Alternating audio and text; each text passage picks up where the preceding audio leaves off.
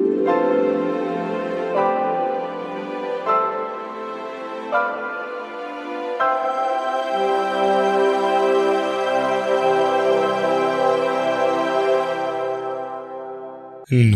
जरा हट के हिंदी में आपका एक बार फिर से स्वागत है।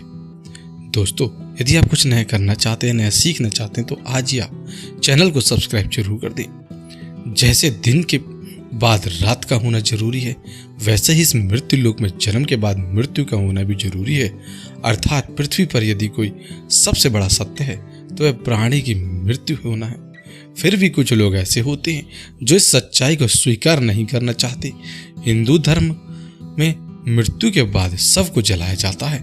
आपने देखा होगा, हिंदू धर्म में यदि मृत्यु शाम के बाद होती है तो उसका दाह संस्कार अगले दिन किया जाता है, रात को नहीं किया जाता।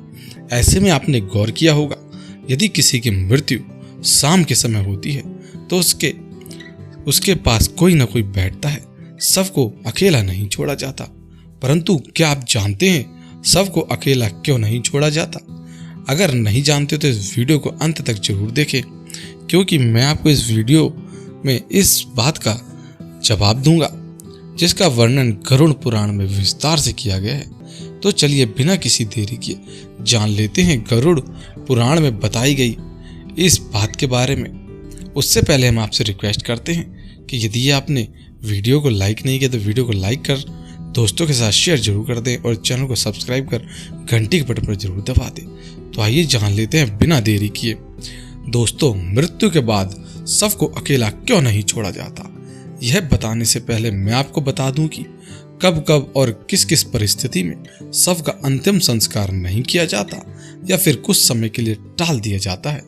दोस्तों, सबसे पहली बात, हिंदू धर्म में यदि किसी व्यक्ति की मृत्यु सूरज ढलने के बाद होती है तो उसके शव को रात भर घर पर रखा जाता है और उसके पास एक व्यक्ति बैठा रहता है और उसका दाह संस्कार अगले दिन किया जाता है। और इसके अलावा यदि किसी की मृत्यु पंचक समय में होती है तो उसके शव को भी घर पर रखा जाता है और जब पंचक काल समाप्त होता है तभी उस शव का अंतिम संस्कार किया जाता है। क्योंकि गरुड़ पुराण में बताया गया है, यदि किसी का अंतिम संस्कार सूर्यास्त के बाद और पंचक समय में किया जाए तो उसकी आत्मा को मोक्ष नहीं मिलता, वह भटकती रहती है। इसलिए अगर ऐसे समय में कोई मर जाए तो उसकी लाश को लेकर शमशान घाट नहीं जाया जाता और लाश को घर पर ही रखा जाता है और सुबह होने का इंतजार किया जाता है।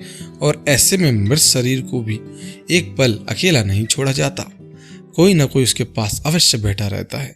ऐसे में अगर शव को अकेला छोड़ दिया जाए तो हो सकता है कुत्ते बिल्ली आकर उसको नोच खाएं। गरुड़ पुराण के अनुसार ऐसे में उसकी आत्मा को यमलोक की यातनाएं भी सहनी पड़ती हैं। पर ऐसा माना जाता है कि यदि अकेला छोड़ दिया जाए तो शव में से दुर्गंध आने लगती है।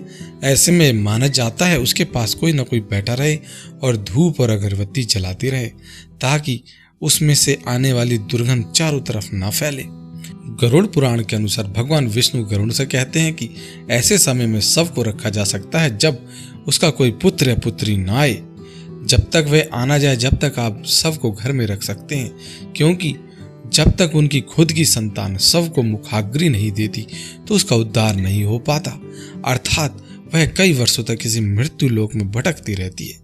इसके बाद विष्णु जी बताते हैं, यदि सूर्यास्त के बाद किसी मृत शरीर को जला दिया जाए अर्थात अंतिम संस्कार कर दिया जाए तो ऐसे में उसकी आत्मा दानव राक्षस पिशाच की योनि में जन्म लेती है, जहाँ उसे कई तरह के कष्ट सहने पड़ते हैं। यही वजह है हिंदू धर्म में हर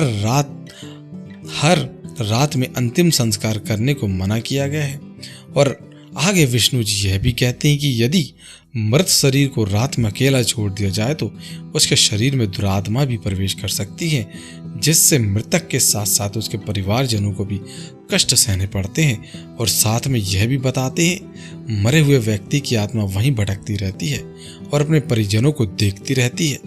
कहा जाता है इंसान की मौत के बाद शरीर आत्मा से खाली हो जाती है और इसी वजह से उस शरीर के अंदर किसी बुरी आत्मा का साया अपना घर बना सकती है। यही वजह है दोस्तों कि शव को रात के समय अकेला नहीं छोड़ा जाता, कोई ना कोई उसके पास अवश्य रहता है। आप इसके बारे में क्या सोचते हैं हमें कमेंट बॉक्स में जरूर बताएं। और यदि आपको आज का वीडियो पसंद आया हो तो वीडियो को लाइक कर दें, दोस्तों के साथ शेयर कर दें, और यदि चैनल को सब्सक्राइब नहीं किया है तो चैनल को सब्सक्राइब जरूर कर दें। आज के लिए इतना ही, धन्यवाद।